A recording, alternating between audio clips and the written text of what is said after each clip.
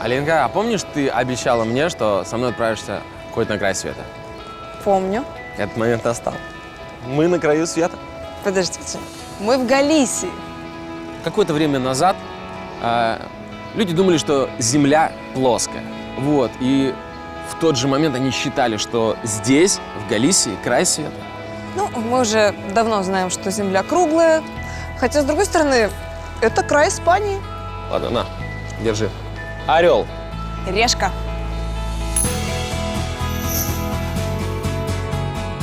Оп.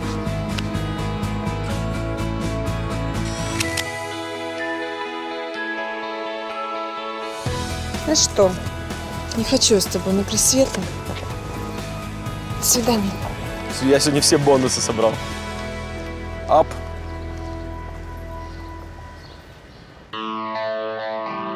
Галисия – это крайний северный регион Испании.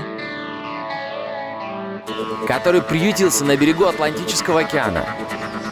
Здесь воздух пропитан тайной, Шум волн хранит тысячелетнюю историю. а местная природа балует пейзажами неимоверной красоты.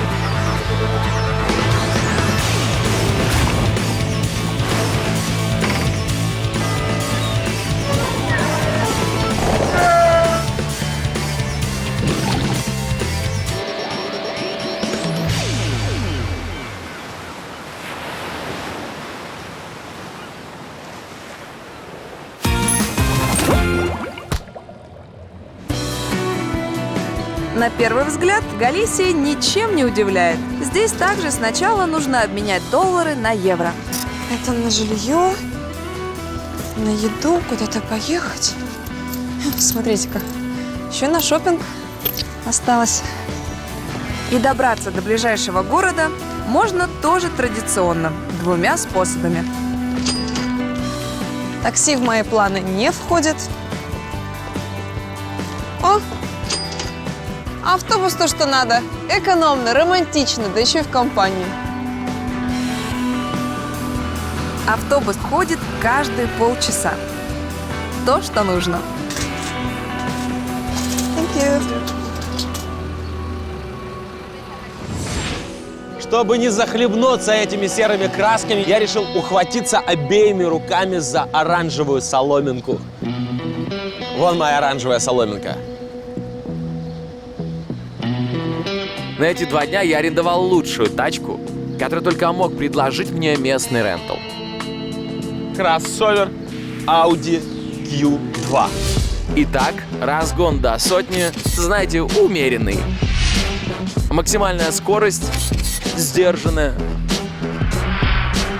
Но ее селенок и яркой внешности достаточно, чтобы с комфортом рассекать по идеальным испанским дорогам.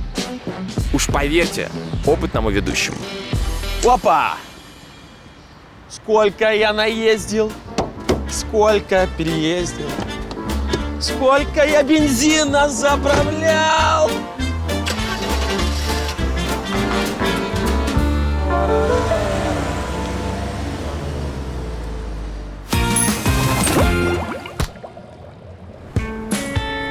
Дорога из аэропорта в город занимает всего 20 минут.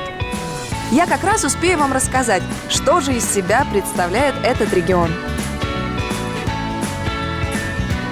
Итак, минутка фактов про Галисию. 25 веков назад земли Галисии населяли кельтские племена – галеки. Именно они и дали имя этому региону. Галисия. Здесь находится самый древний и действующий маяк, который построили еще и римляне. И ему аж 2000 лет. Говорят, в Галисии обитало очень много ведьм. Их только и успевали отлавливать во времена Инквизиции. И до сих пор считается, что тут любят колдовство, магию, все такое. И поговаривают, что в этом регионе так много едят морепродуктов, что они смело могут посоревноваться в этом с азиатскими странами. Хочу это проверить.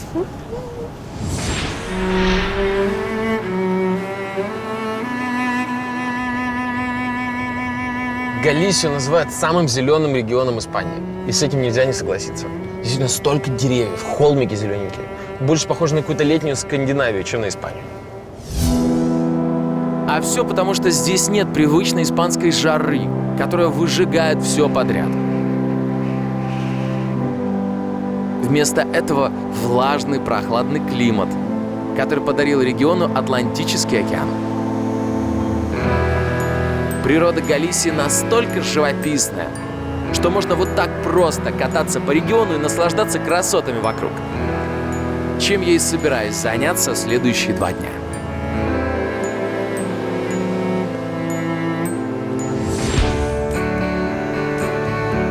А я сосредоточу свое внимание на одном из самых больших и красивых городов региона – Ла-Корунья.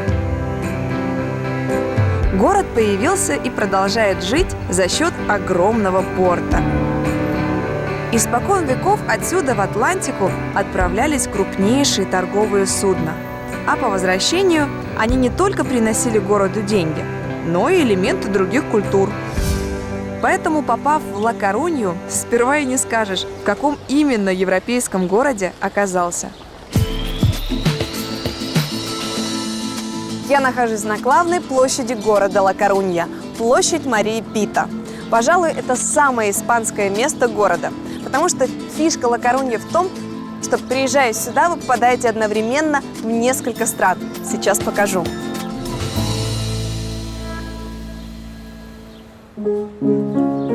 Вот улица, как в Париже, с уютными кафешками, миниатюрными столиками.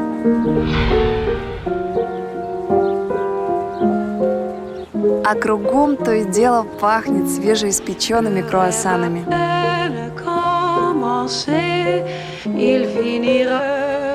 Зачем вам не Франция?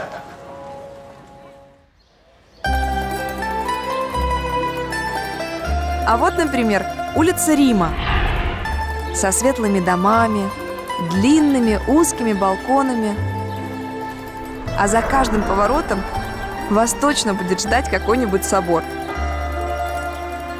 В данном случае собор Святого Николая. Италия.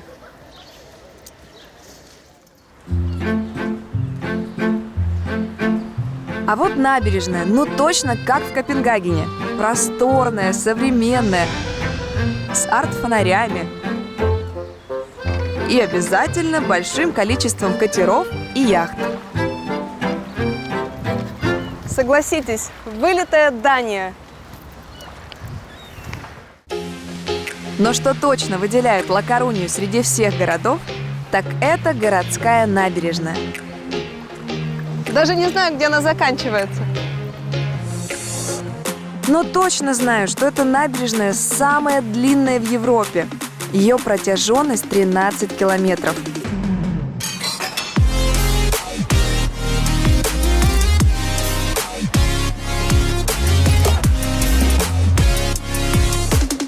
Я иду 10 минут, а набережная вообще даже не думает заканчиваться.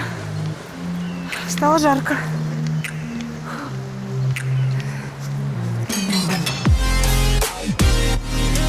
Набережная огибает практически весь город. Поэтому в какую улочку ни сверни, найдешь выход к океану. И еще 10 минут, и мне уже хочется переобуться в кроссовки. У местных это одно из самых любимых мест для прогулки. Тут тебе и лавочки, и велосипедная дорожка, и приятный океанский бриз. Прошло 30 минут. 30 минут. Она просто не имеет конца. И тут действительно можно вдоволь насладиться прогулкой.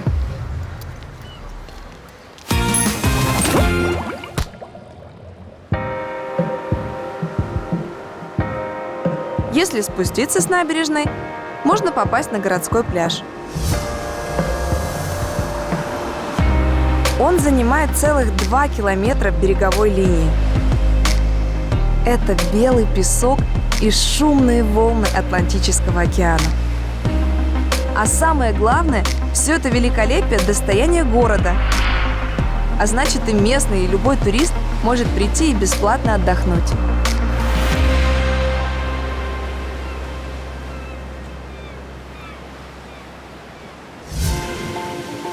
Но прежде чем отдыхать, проведем инспекцию. Из инфраструктуры здесь душевые и урны. По сути, больше ничего не нужно, потому что через дорогу уже центр города, где есть абсолютно все. Чистота.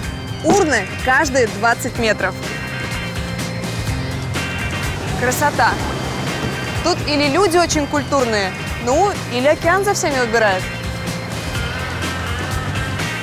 Температура воды. Вода решила откликнуться. Холодно. Мне кажется, градусов 12.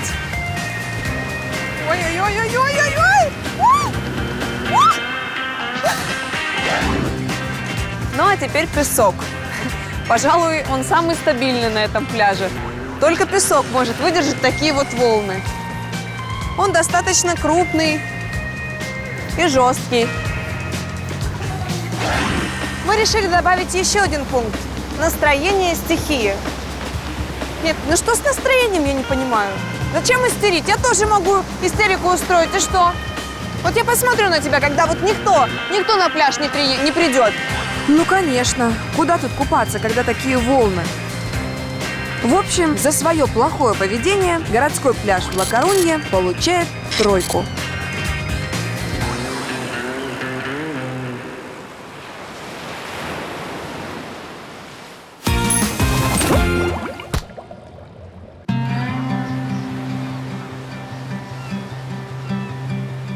Все побережье Галисии омывает океан. Тут и пляжи, и обрывы. Вообще, такая красота. Я надеюсь, успею увидеть все самое лучшее.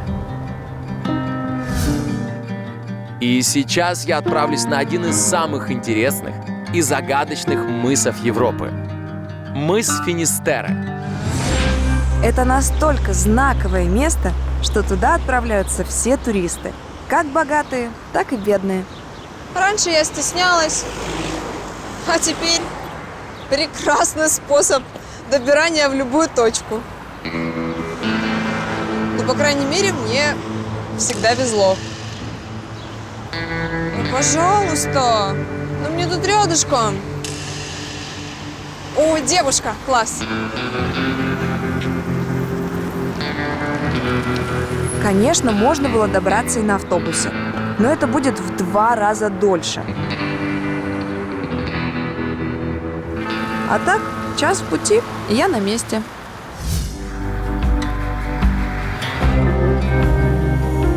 Мыс Финистерре. Когда-то это место считалось концом света, самой крайней точкой Земли. Тогда люди еще не догадывались, что Земля круглая, а за океаном тоже есть континент. И так продолжалось до 15 века, пока на горизонте местные не увидели первые корабли, которые прибыли сюда с неизвестной Земли.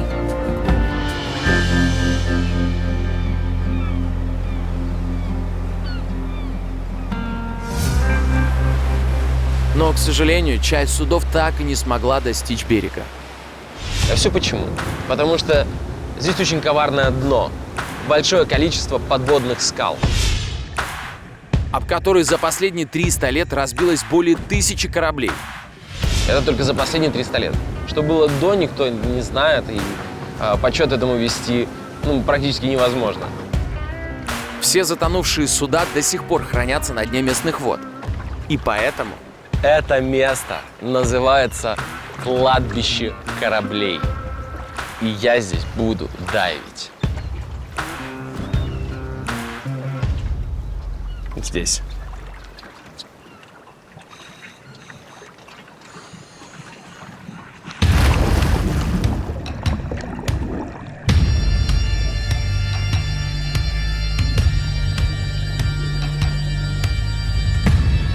я погружаюсь к кораблю «Мария дель Кармен». Когда-то это был крупный грузовой корабль, длиной 83 метра. Это как 25 этажей.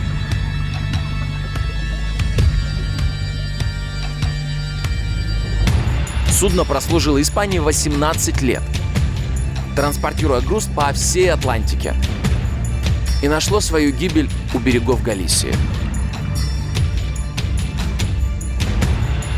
Не увидев сигнала маяка из-за тумана, корабль разбился о местные скалы и стремительно ушел на дно. Сейчас от него остались лишь обломки. К сожалению, история судна «Мария дель Кармен» одна из тысячных. И это дно хранит останки не только грузовых, но и пассажирских кораблей.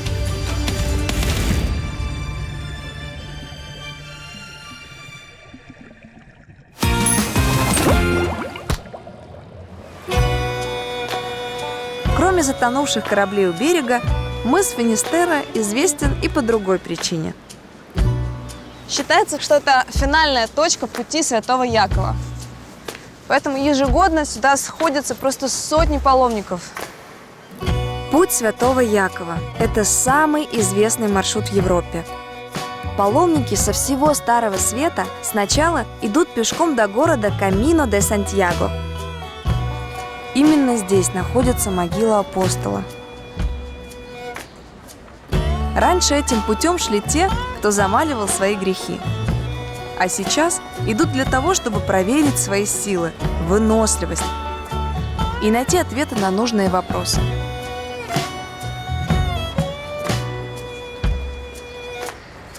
А после Камино де Сантьяго паломники преодолевают еще небольшой отрезок дороги и приходят на мыс Финистерре. Все потому, что они верят, что именно к этим берегам прибило лодку с останками Святого Якова. И вот в честь такого долгого и непростого пути здесь установили вот такой памятник. В виде истоптанного ботинка, как символ пройденных километров, после которых человек обретает внутреннее спокойствие и будто заново рождается на свет.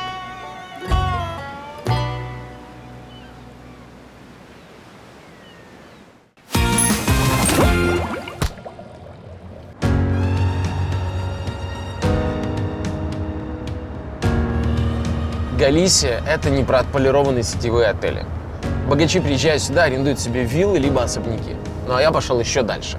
Я себе арендовал целый маяк. Старинный маяк Фаро де Илья Панча освещал путь кораблям домой более 150 лет. А сейчас его превратили в отель. Причем это первый отель-маяк в Испании. Но самое ценное в нем – незабываемые виды на Атлантический океан.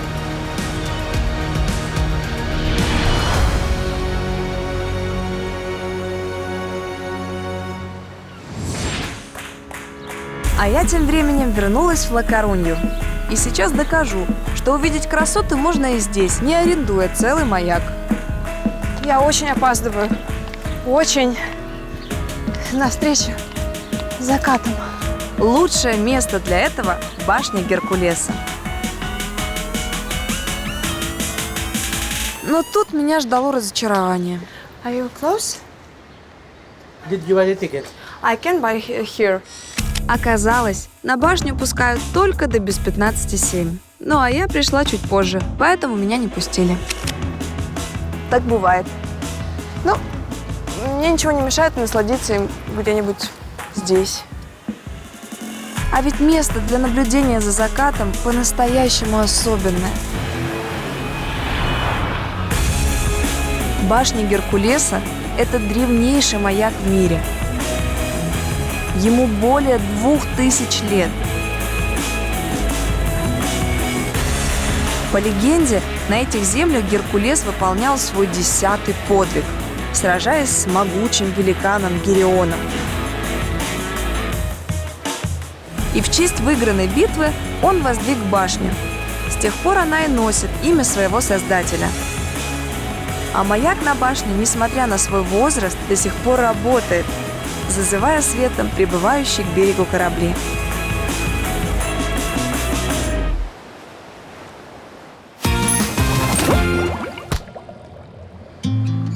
А меня в маяк пустили.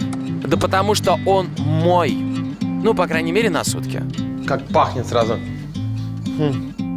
Несмотря на то, что ремонт современный, а Запах старого маяка.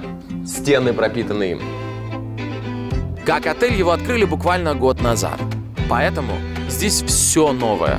А от маяка остались только некоторые детали. Такое очень интересное сочетание. То есть деревянные ставни, но такие хай-тек. Мебель кухонная. Ладно. Так, что здесь? Ух ты! Автоматическая дверь. В новенькую современную ванную. Что, дверь на меня напала? Вот ты чё? Все, простите. Спасибо, ванная. Мне кажется, я еще сегодня с ней повоюю. А вот и моя спальня. О! Иди сюда, смотри. Вот. Смотри, вот. Аж рот отняло. Обалдеть. Обалдеть, какой красивый закат, какой вид.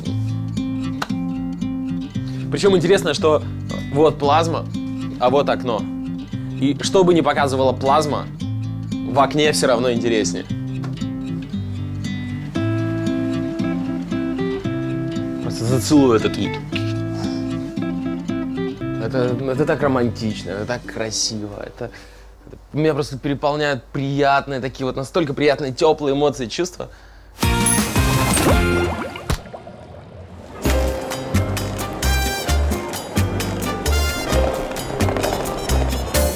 Ну и мне пора определиться с ночлегом. Надеюсь, в центре получится что-то найти. Такое место активное.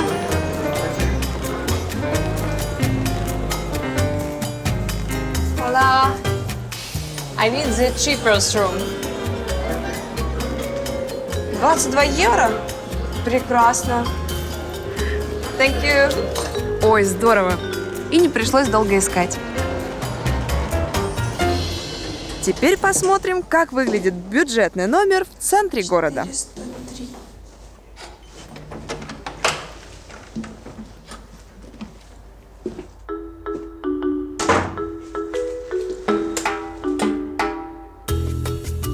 Так. Дизайнерские решения. Плазма. Маленькая, но плазма.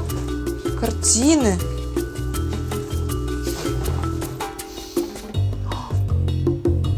Правда, чужой волосок. Волосок.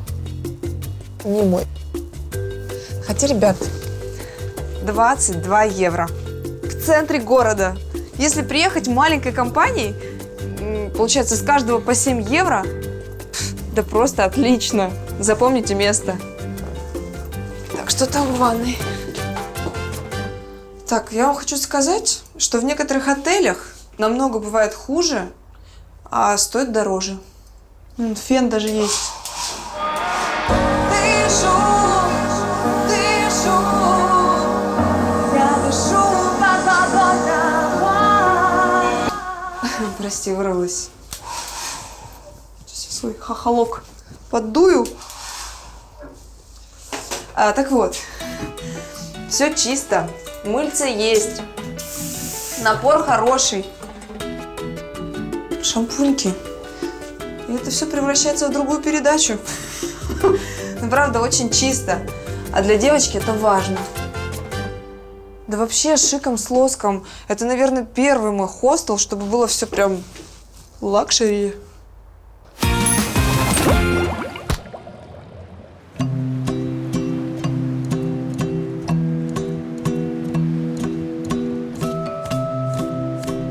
Я могу на этот маяк смотреть сутками. Вот я на эти сутки смотритель маяка. Смотритель маяка, смотритель звезд, смотритель заката, смотритель шумного красивого океана. А вы смотрители меня. Спокойной ночи.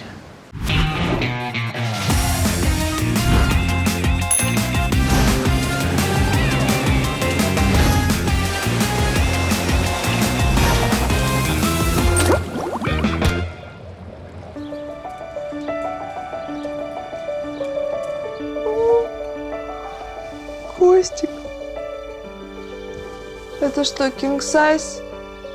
У меня золотая карта, я в крутом отеле. И мне все это приснилось.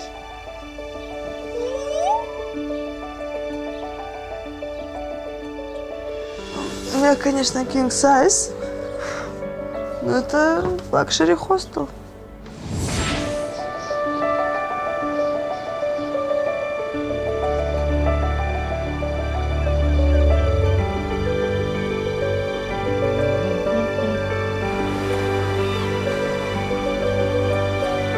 С пены у рта волны бросаются на скалы, то лаская их, то кусая их. Солнце, солнце, глазу Бога подобно, будет горизонты от сих до сих.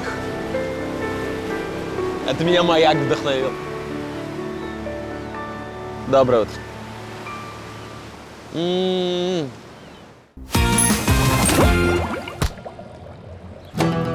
Хорошенько выспавшись, я решила и позавтракать как следует, как принято в Галисии, свежими морепродуктами. Поэтому пришла за ними на местный рынок. Это так не похоже на наши рынки. Все напоминает какую-то лабораторию. Здесь тихо, очень чисто, а под яркими лампами лежат разнообразные морские жители. И королевские креветки, 75 евро. Уху. Недаром они королевские. и пауковые крабы, Ой, он прям еще двигается. Ого! килограмма 2, не меньше. А еще гигантские осьминоги, кальмары, мидии, гребешки самбуриньос и морские петушки. Но я пришла за особым лакомством.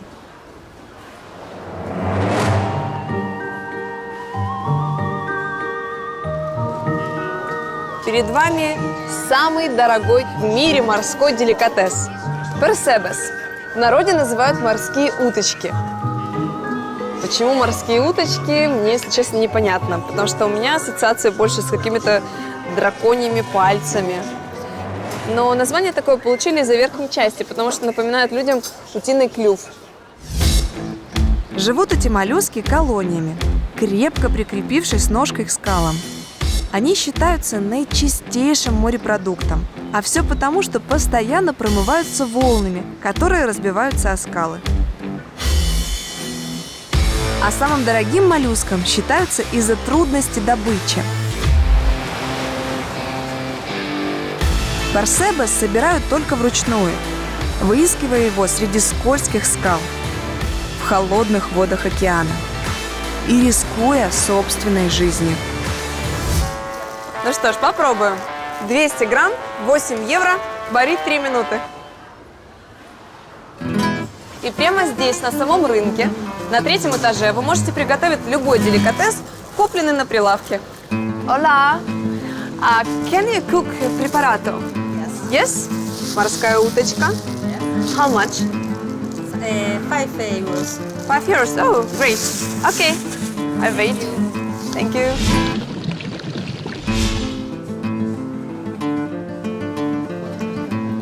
Так, ну, в общем, чтобы съесть, нужно вот так вот прокрутить.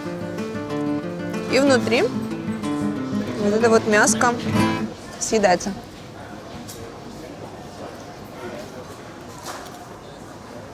Ой, прям вот такие вкусные, хорошие креветки. Вот даже где-то напоминает рака. Вот между раком и креветкой вареной. Вкусно. Да, это действительно вкусно. В общем, будете в Галисии, попробуйте обязательно.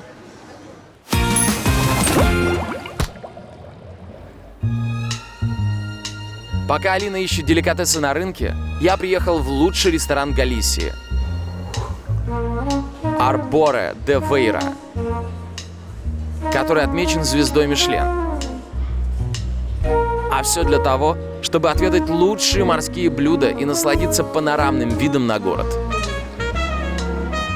Приехал в видовой ресторан, думал, сяду, увижу панораму города. Туман. Придется все внимание свое концентрировать на еде. Говорят, в этом ресторане сегодня особое меню. А все потому, что их шеф-повар с утра выторговал самую лучшую рыбу. Каждое утро с 6 до 8 утра в порту Ла-Корунья проходит аукцион свежей рыбы и морепродуктов, на который приходят шеф-повара ресторанов и крупные закупщики магазинов. Сам аукцион проходит не совсем обычно. Сначала продавец называет наиболее высокую цену, а потом сумма идет на понижение. И кто первый среагирует, тот и хватает все лакомые кусочки.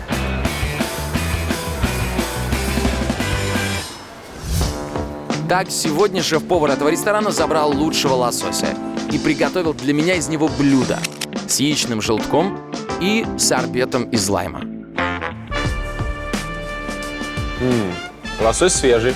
Он прям насыщенный лососевым соком. Яйцо не понял пока по вкусу. Лайм чувствуется. А еще хорошо чувствуется привкус острого васаби. Ну а если в целом... Рыба с лимоном и с васаби. Даже не рыба, а рыбка. Рыбешенька. С лимончиком и васабушкой. Все дело в том, что в мишленовском ресторане подают маленькие порции. Ведь тут гостей хотят не накормить, а дать почувствовать уникальность вкуса.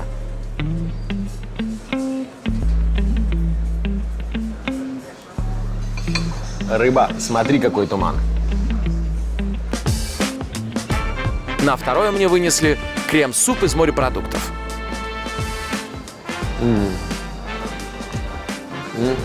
Это копченый крем, морской черенок, шарики из перца и виноградного уксуса. Ну, в целом вкусно. Прям вот вкусно. У меня, в принципе, не было претензий к вкусовым качествам этих блюд. К размеру, да, к вкусовым нет. Здесь изумительно вкусно. Ну и, наконец, третье блюдо. Сегодня это жабры местной рыбы бакаляу в кисло-сладком соусе. Слушайте, опять очередное блюдо, вот такое вот маленькое. Слушайте, а может быть у них повар, это мышка, рататуй. И он делает, что может. А я так ругаю его. Что ж, попробуем. Итак, жабры. Как говорится, возьмем бакалау за жабры. Вкусно. Очень нежное мясо у рыбы. Прям очень нежное. Соус кисло-сладкий. Кстати, это, наверное, самый вкусный кисло-сладкий соус, который я пробовал. Раньше я думал, что рыбьи жабры невозможно есть, это невкусно. Но оказалось, что просто их неправильно готовили. Повара здесь, конечно, умеют готовить. Ювелиры. Поел я вкусно, но пойду наемся в будке с хот-догами.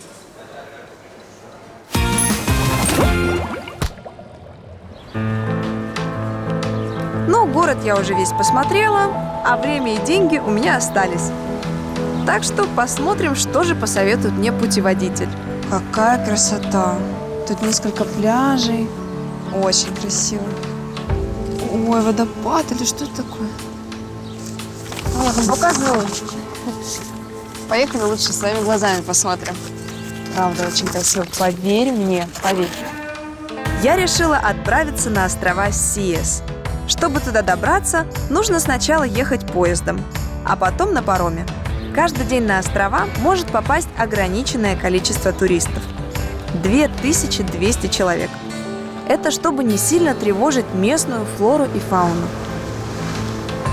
Уже виднеются. Там остров уже проявляется, так контур можно увидеть.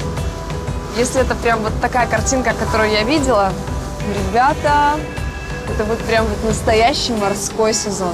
Там просто невидимая красота. Острова Сиес – это архипелаг из 3 древнейших островов. 5000 лет назад это были верхушки гор, а океана здесь и в помине не было. Но со временем Атлантический океан заполнил пространство вокруг и будто законсервировал местную экосистему.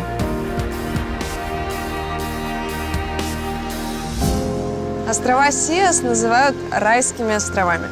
Ну, как по мне, они напоминают что-то сказочное. Как будто попадаешь в Нарнию, в какую-то нетронутую землю. Вот тут такая дикая природа и очень много ассоциаций.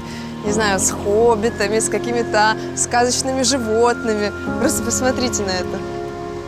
Очень красиво.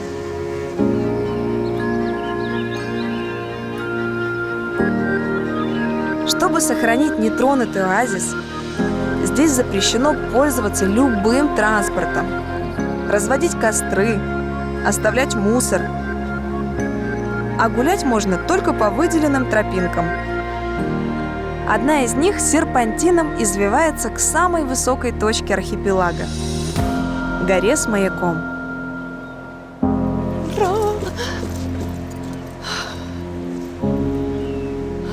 Нам очень сильно повезло с погодой. На этих островах очень часто бывает такое вот туманное настроение. Облака зависают над скалами, и таких пейзажей вы можете не увидеть. Но я верю, что если вы пройдете такой путь, приехав сюда, то все будет как сегодня. Просто вид душераздирающий, очень красиво.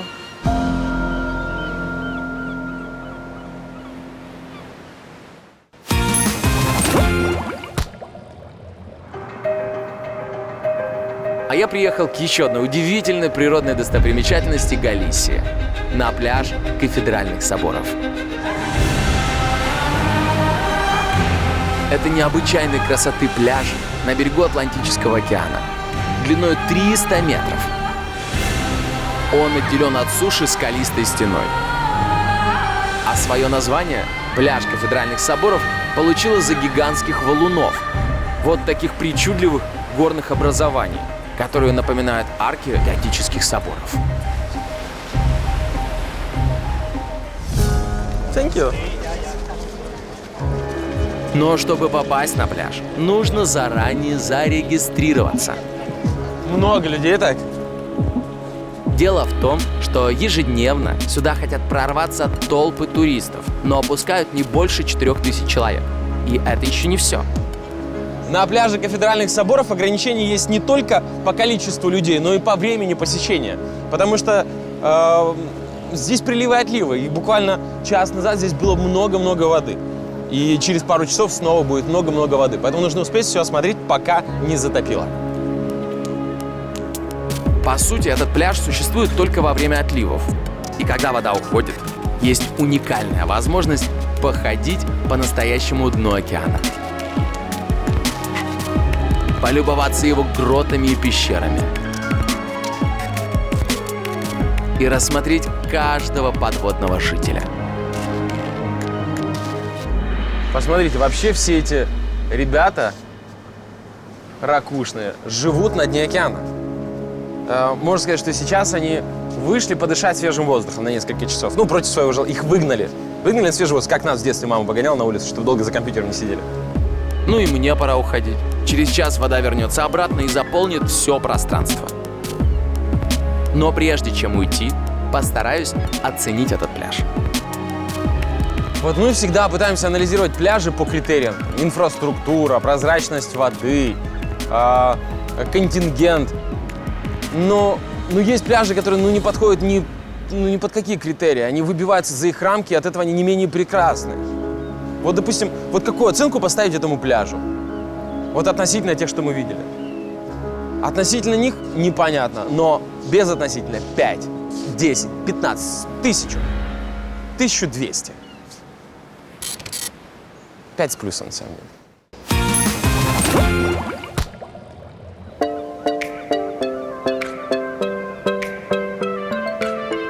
Еще одна изюминка островов Сиес – это его пляжи. Легенда гласит, что именно в этих райских местах когда-то жили боги. Но со временем они поднялись на Олимп, оставив это чудо на радость людям. Неудивительно, что несколько лет назад эти пляжи были признаны лучшими в мире.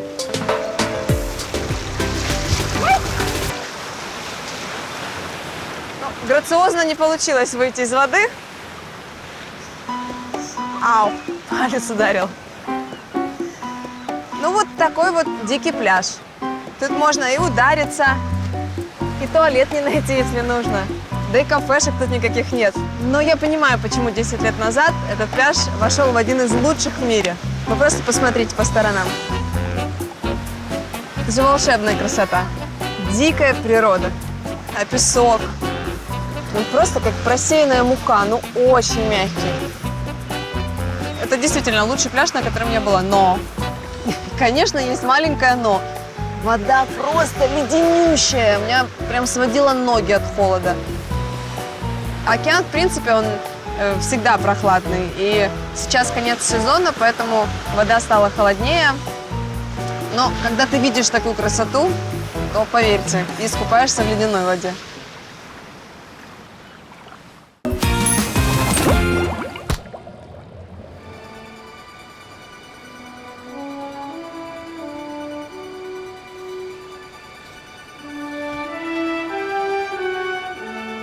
Ну что, паломники бутылки от Орла и Решки, настало ваше время! Ха-ха-ха-ха!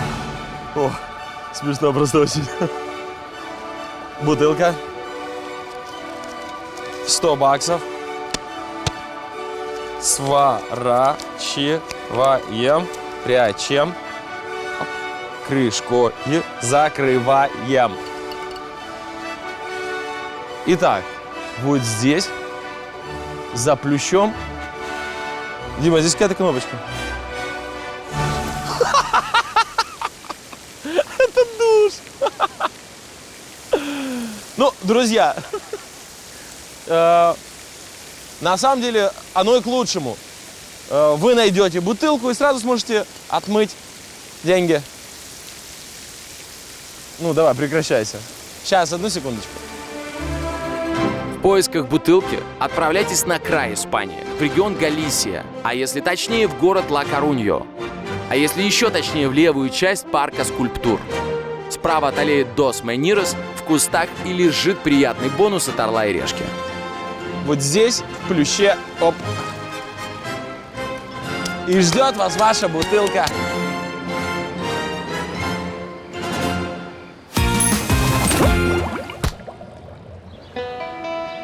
Познакомившись с Галисией, понимаешь, что это не типичная Испания. Больше похоже на какую-то летнюю Скандинавию, чем на Испанию. Этот регион не балует пестрыми красками, зато увлекает своей удивительной историей. Это место называется кладбище кораблей. Солнце здесь не обжигает, а вместе с океаном создают удивительные закаты и восходы. Просто зацелую этот вид. Пляжи тут не расслабляют, зато заряжают счастьем и вдохновляют на новые приключения. Очень красиво. 5 с плюсом. Да вообще шиком с лоском. Ты чё? Дверь на меня напала. Ну что с настроением, я не понимаю. Здесь очень коварное дно. Так бывает. Мне кажется, я еще сегодня с ней повоюю. Глазу Бога подобно. Класс. Изумительно. Поехали лучше своими глазами посмотрим. Правда, очень красиво. Поверь мне, поверь.